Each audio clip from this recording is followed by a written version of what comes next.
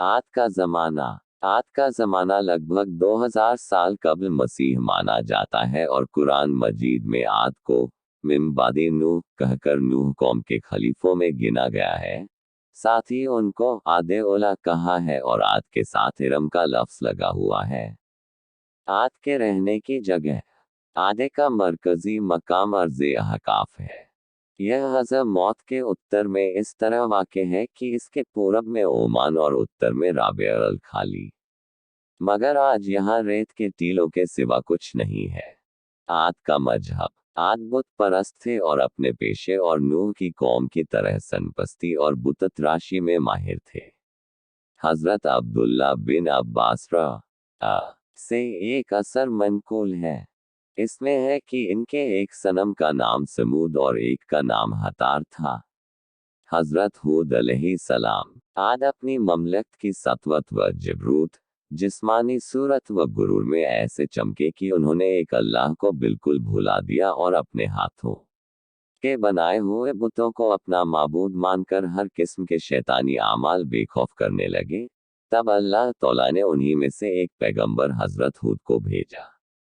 हज़रत हूद अलैहिस्सलाम आद की सबसे ज़्यादा इज़्ज़तदार शाखा खुलूद के एक फ़र्द व्यक्ति थे। इस्लाम की तबलीग।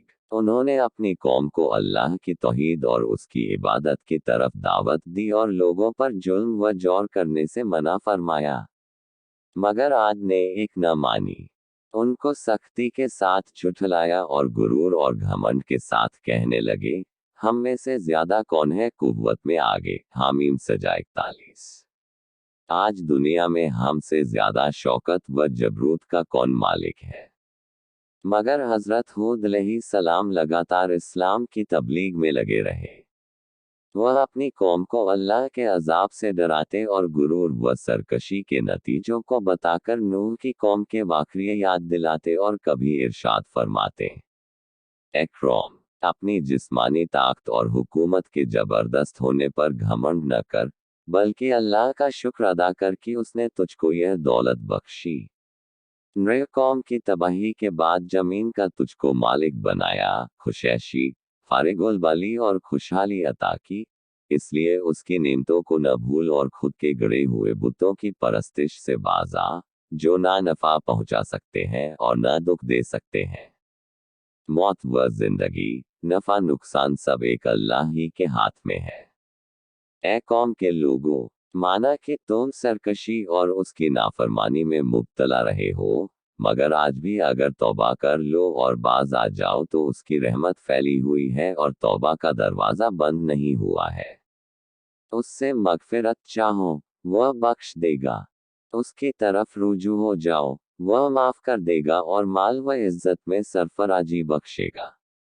आद को हज़रत हूद अलैहिस्सलाम की ये नसीहतें बहुत गरा गुजरती थीं और वे यह नहीं सह सकते थे कि उनके ख्यालों, उनके अक़ीदों और उनके कामों, गरा यह कि उनके इरादों में कोई आदमी रुकावट पैदा करे, उनके लिए मेहरबान नसीहत करने वाला बने।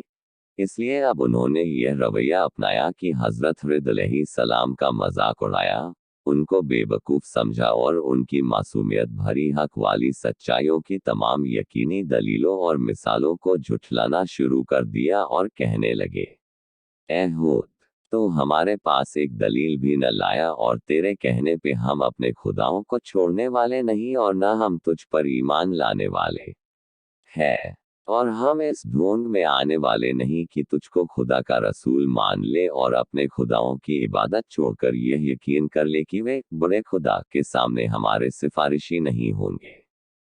हज़रत हूद अलैहिस्सलाम ने उनसे कहा कि न मैं बेवकूफ़ हूँ और न पागल, बिलाशुबा अल्लाह का रसूल और पैगंबर हूँ।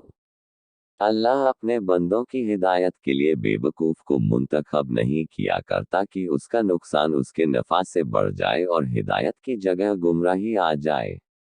वह इस जोरदार खिदमत के लिए अपने बंदों में से ऐसे आदमी को चुनता है जो हर तरह से उसका अहल हो और हक की असल खिदमत को खुशी के साथ अंजाम दे सके। और अल्लाह खूब जानने वाला है कि रिसालत के अपने मनसब को किस जगह रखे। मगर कौम की सरकशी और मुखालफत बढ़ती रही और उन पर सूरज से ज्यादा रोशन दलीलों और नसीहतों का जरा भी असर न पड़ा और हजरत हूद अलैहिस्सलाम को जलील करने और झुठलाने पर और ज्यादा उतर आए और अल-याज़-बिल्लाह मजनून और खप्ती कहकर और ज्यादा मजाक उड़ाने लगे और कहने लगे, ए हूद, जब से तूने हमारे बुतों को बुरा कहना और हमको उनकी इबादत न करने पर उभारना शुरू किया है, हम देखते हैं कि उस वक्त से तेरा हाल खराब हो गया है और हमारे खुदाओं के बद्दुआ से तू पागल और मजनून हो गया है। तो अब हम इसके अलावा तुझको और क्या समझे। उनकी इस गुस्ताखी भरी जुर्रत और हिम्मत से ये ख्याल हो चला था कि अब कोई आदमी हुद अलैहिस्सलाम की तरफ ध्यान न देगा और उनकी बातों को तवज्जो से ना सुनेगा। हजरत हुद अलैहिस्सलाम ने यह सब कुछ निहायत सब्र और जबत से सुना, फिर उनसे यूं बोले, मैं अल्लाह की और तुम सब को गवाह बनाकर सबसे पहले यह ऐलान करता हूँ कि मैं इस अकीदे से बिल्कुल अलग हूँ कि इन बूतों में न यह कुदरत है कि मुझको या किसी को किसी किस्म की भी कोई बुराई पहुंचा सकते हैं। इसके बाद तुमको और तुम्हारे इन झूठे माबूदों को चैलेंज करता हूँ कि अगर इनमें ऐसी कुदरत है तो वे मुझको नुकसान पहुंचाने में जल्दी से कोई कदम उठाएं। मैं अपने अल्लाह के फजल व करम से अक्ल रखने वाला और सूझबूझ रखने वाला हूँ, सोचने समझने का मालिक हूँ और हिकमत और दानाई का हामिल। मैं तो सिर्फ अपने अल्लाह पर ही भरोसा करता हूँ और उसी पर पूरा यकीन रखता हूँ जिसके कब्जे व कुदरत में कायनात के तमाम जानदारों की परेशानियां हैं, जो जिंदगी और मौत का मालिक है। वह जरूर मेरी मदद करेगा और हर नुकसान पहुंचाने वाले के नुकसान से बचाए रखेगा। आखिर हजरत हूद अलैहिस्सलाम ने उसकी लगातार बगावत और सरकशी के खिलाफ यह ऐलान कर दिया कि अगर कौम आद का यही रवैया रहा और हक से पलटने और मुंह फेरने की रविश में उन्होंने कोई तब्दीली न की और मेरी नसीहतों को पूरे दिल से न सुना, तो मैं अगरचे अपनी डाली जिम्मेदारियों के लिए हर वक्त चुस्त और हिम्मत रखने वाला हूँ, मगर उनके लिए हलाकत यकीनी है। अल्लाह बहुत जल्द उनको हलाक कर देगा और दूसरी कौम को जमीन का मालिक बनाकर उनकी जगह कायम कर देगा और बिलाशुबा वे अल्लाह तौला को जर्रा बराबर भी नुकसान नहीं पहुंचा सकते। वह तो हर चीज पर कुदरत रखने वाला और हर चीज की हिफाजत करने वाला और निगहबान है और पूरी कायनात उसकी कुदरत की मुट्ठी में है। ए कौम, अब भी समझ और वहोश से काम ले। नूह अलैहिस्सलाम की कौम के हालात से इबरत हासिल कर और अल्लाह के पैगाम के सामने सरे नियाज झुका दे, वरना कज़ा व कद्र का हाथ जाहिर हो चुका है और बहुत करीब है वह जमाना कि तेरा यह सारा गुरूर व घमंड खाक में मिलने जाएगा और उस वक्त शर्मिंदगी से भी कोई फायदा ना होगा। हजरत हूद अलैहिस्सलाम ने बार बार उनको भी यह बावर कराया कि मैं तुम्हारा दुश्मन नहीं हूँ, दोस्त हूँ। तुमसे सोना चांदी और तख्त व ताज की तलब नहीं करता हूँ, बल्कि तुम्हारी फलाह व नजात चाहता हूँ। मैं अल्लाह तौला के पैगाम के बारे में खियानत करने वाला नहीं बल्कि अमीन हूँ। वही करता हूँ जो मुझसे कहा जाता है। जो कुछ कहता हूँ कौम की सादत और हाल व माल की भलाई के लिए कहता हूँ, बल्कि दायमी व सरमदी नजात के लिए कहता हूँ। तुमको अपनी ही कौम के एक इंसान पर अल्लाह के पैगाम नाजिल होने से अचंभा नहीं होना चाहिए, क्योंकि यह पुराने ज़माने से अल्लाह की जारी व सारी सुन्नत है कि इंसानों की हिदायत व सादत के लिए उन्हीं में से एक आदमी को चुन लेता और अपना रसूल बनाकर उसको खिताब करता है और अपनी मर्जी और नामर्जी से उसको मारफ्त अपने बंदों को मुतला करता रहता है। और फितरत का तकाजा भी तो यही है कि किसी कौम की रुशद व हिदायत के लिए ऐसे आदमी ही को चुना जाए जो बोल चाल में उन्हीं की तरह हो, उनके अखलाक और आदतों का जानकार हो, उनकी खुसूसी बातों से आशना और उन्हीं के साथ जिंदगी गुजरता रहा हो कि उसी से कौम मानूस हो सकती है और वही उसका सही हादी व मुशफिकी बन सकता है। आद ने जब यह सुना तो वे अजीब हैरत में पड़ गए। उनकी समझ में ना आया कि एक अल्लाह की इबादत का मतलब क्या है। वे गम व गुस्सा में आ गए कि किस तरह हम बाप दादा को असनाम परस्ती मूर्ति पूजा को छोड़ दें। यह तो हमारी और हमारे बाप दाद की सख्त तौहीन है। उनका गैज व गजब भड़क उठा कि उनको काफिर और मुशरिक क्यों कहा जाता है, जबकि वो बुतों को अल्लाह समान अपनी शफाअत करने वाला मानते हैं। उनके नज़दीक खुद की बात मान लेने में उनके माबूदों और बुजुर्गों की तौहीन थी और उन्हें हकीर समझा जा रहा था, जिनको वो बड़े खुदा के दरबार में अपना वसीला और शफी मानते थे और इसी को इन तस्वीरों और मूर्तियों के लिए पूछते थे कि वे खुश होकर हमारी सिफारिश करेंगे और अल्लाह के अजाब से निजात दिलाएंगे। आखिर वे शोले की तरह भड़क उठे और हजरत हुद अलैहिस्सलाम से बिगड़कर कहने लगे, तूने हमको अपने खुदा के अजाब की धमकी दी और हमको उससे यह कहकर डराया कि मैं तुम्हारे ऊपर बड़े दिन के अजाब के आने से डरता हूँ कि कहीं तुम उसके हकदार न ठहर जाओ। अश-शुआरा 26:135। तो ए हूद, अब हमसे तेरी रोज रोज की नसीहतें सुनी नहीं जाती। हम ऐसी नसीहत करने वाले मेहरबान से बाज आए। अगर तू वाकई अपने कोल में सच्चा है तो वह अजाब जल्द ले आ कि हमारा तेरा किस्सा साफ हो। बस ला तू हमारे पास उस चीज को जिसका तू हमसे वायदा करता है, अगर तू वाकई सच्चों में से है।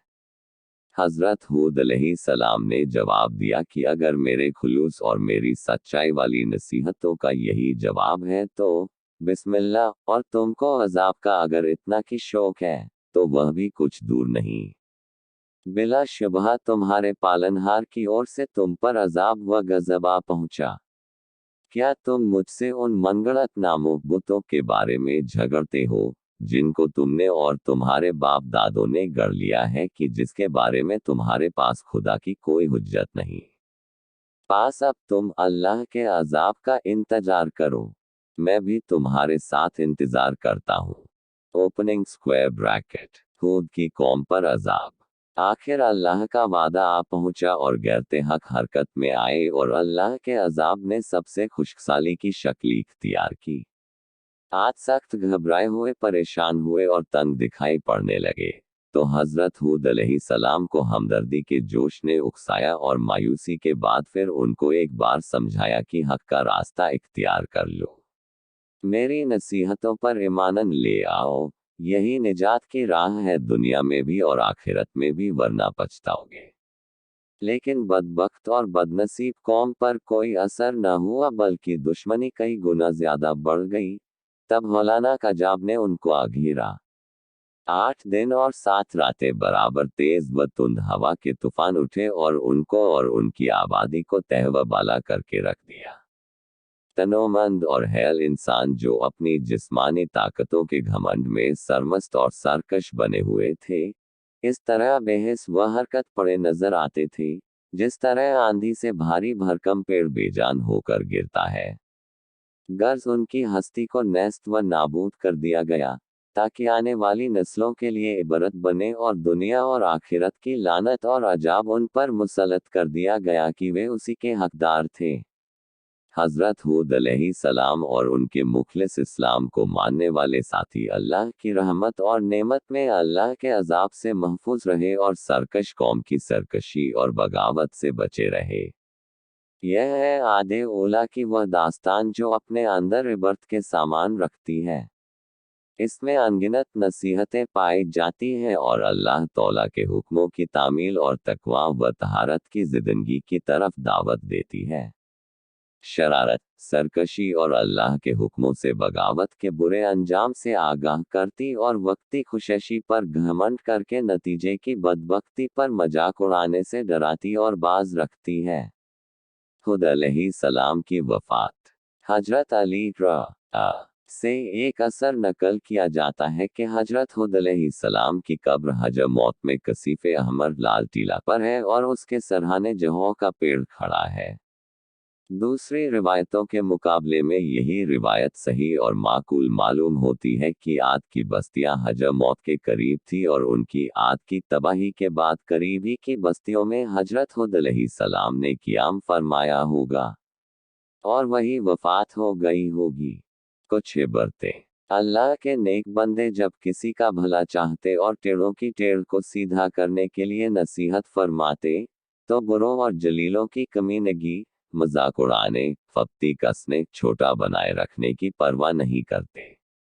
दुखी और रंजीदा होकर या नाराज होकर भला चाहने और नसीहत करने को नहीं छोड़ते, और इन तमाम खुसूसियतों में नुमायां बात यह होती है कि वे अपनी इसी नसीहत और भला चाहने के लिए कौम से किसी नफा की उम्मीद या ख्वाहिश जरा सी नहीं रखते। उनकी जिंदगी बदला और एवज से पूरी तरह और बरतर होती है। अपने इस्लाह चाहने वालों और नबियों और सच्चों के खिलाफ कौमों की बैर और दुश्मनी इसी एक अकीदे पर टिक रही है कि हमारे बाप दादा की रीति व रस्म और उनकी खुद की गढ़ी हुई मूर्तियों के खिलाफ क्यों कुछ कहा जाता है। ये बातें कौमों की जिंदगी के लिए हमेशा तबाही मचाने वाली और उनकी फलाह व अब्दी सादत के लिए हलाक करने वाली है। तबलीग व हक के पैगाम के रास्ते में बदी का बदला नेकी से दिया जाए और कड़वाहट का जवाब मीठे बोल से पूरा किया जाए। अलबत्ता तबलीग करने वाले अपनी बदकिरदारी और लगातार सरकशी पर अल्लाह तौला के बनाए हुए कानून जज़ाए अमल या पादाशे अमल को ज़रूर याद दिलाएं और आने वाले बुरे अंजाम पर यकीनन तंबीह करें, और यह सच्चाई बार बार सामने लाएं कि जब कोई कौम इज्तिमाई सरकशी, जुल्म और बगावत पे तैयार हो जाती है और उस पर बराबर इसरार करती रहती है, तो फिर अल्लाह तौला का गजब उसको सफ़ाए आलम से मिटा देता है और उसकी जगह दूसरी कौम ले लेती है। हज़रत हुद अलैहिस्सलाम और आद कौम का जिक्र कुरान में सूरह आराफ, हुद और शुअरा में आया है, जबकि आद कौम का जिक्र आराफ, हुद, मोमिनून, शुअरा, फुस्सिलत, अहक़ाफ़। तो आपको हमारी वीडियो कैसी लगी? अच्छी लगी तो शेयर करें दोस्तों के साथ और बने रहे हमारे चैनल चिश्ती रंग स्टेटस के साथ और बेल आइकॉन दबाना मत भूलिए।